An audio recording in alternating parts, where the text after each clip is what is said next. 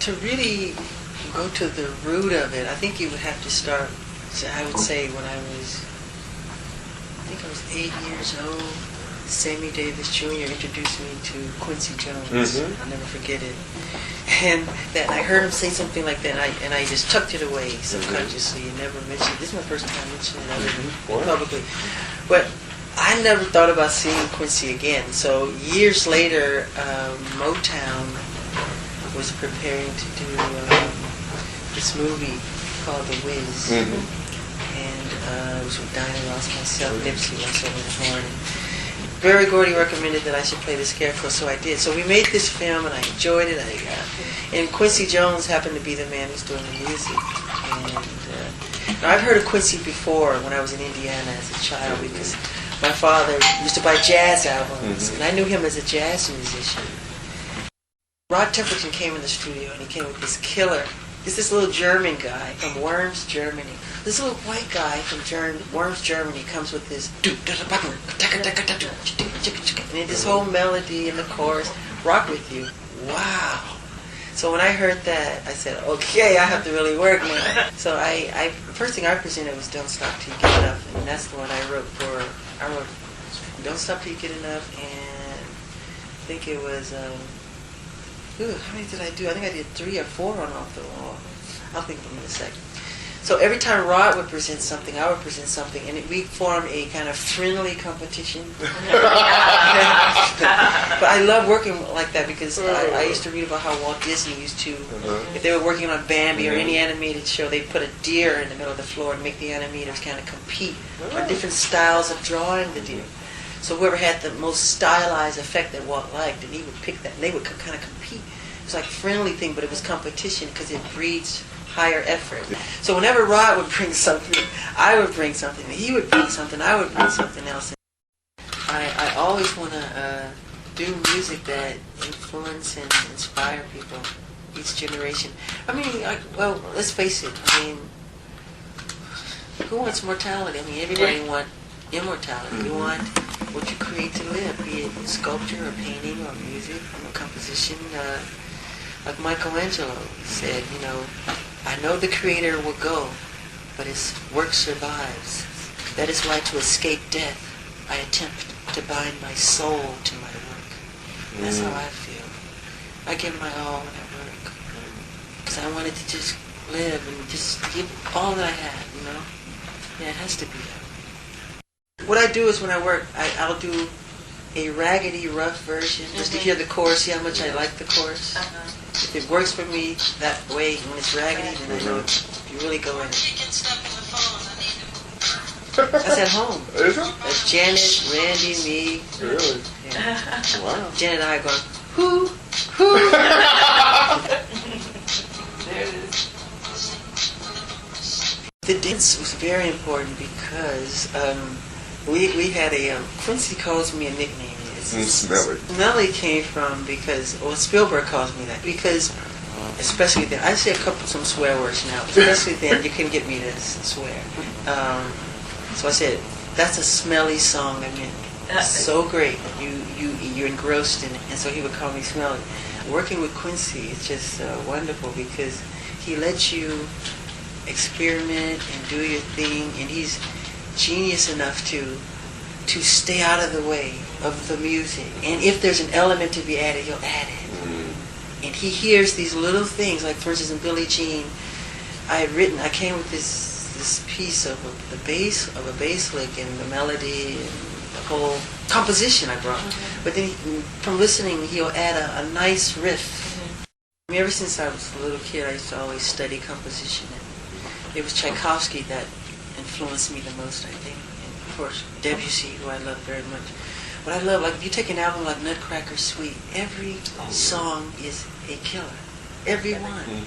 And I said to myself, why can't there be a pop album or an album where because people used to do albums where you would get one good song and the rest were like B-sides, or they would call them album songs. And I would always say to myself, why can't every one be like a hit song? Why can't every song be so great that people would want to buy it, or you could release it as a single, you know, everyone could be a single.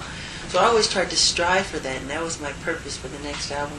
I did it. That was the whole idea. I wanted us to be able to just put anyone out that we wanted. Yeah, and I worked hard for it. But it broke my heart, but at the same time, it put a real, it lit something that was just, oh my God. It said, I mean, I was like saying to myself, I'd have to do something where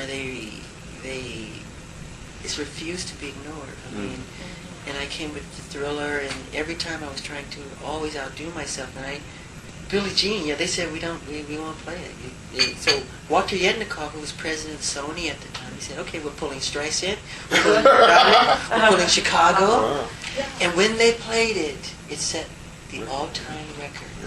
And they were asking for everything we had. Wow. They said we're pulling Streisand, we're pulling Chicago, we're pulling Neil Diamond. That's what Walter Yetnikoff said.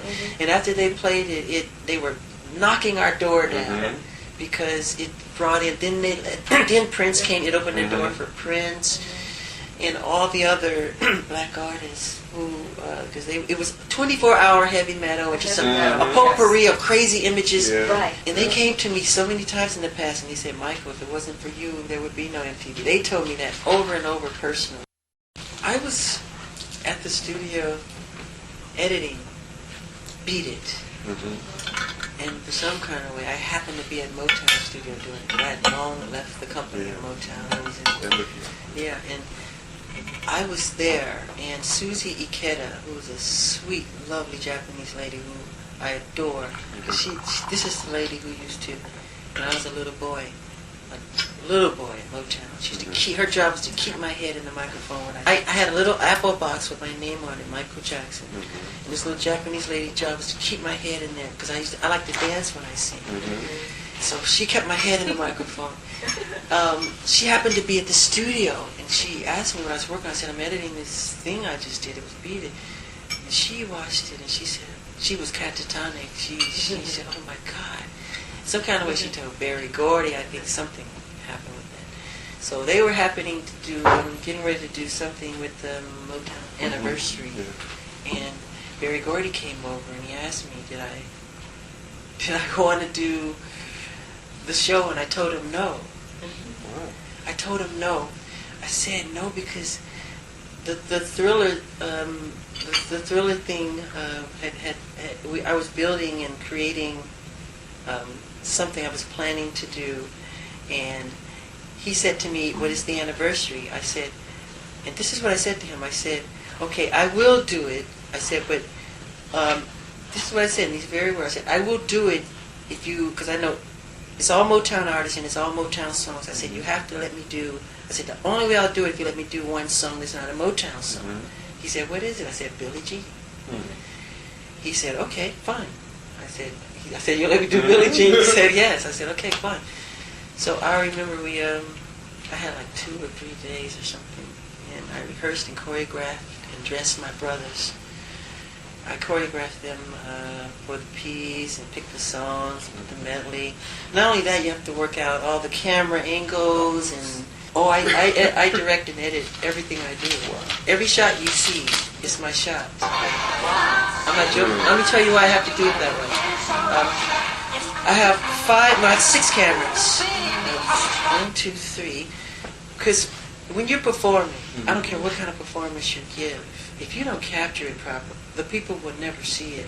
And usually it's the most selfish medium in the world. The most directing and camera work is so selfish because you're filming what you want people to see, when you want them to see it, how you want them to see it, what juxtaposition you want them to see it, and so you're creating the totality of the whole feeling of what's being presented in your angles and your shots.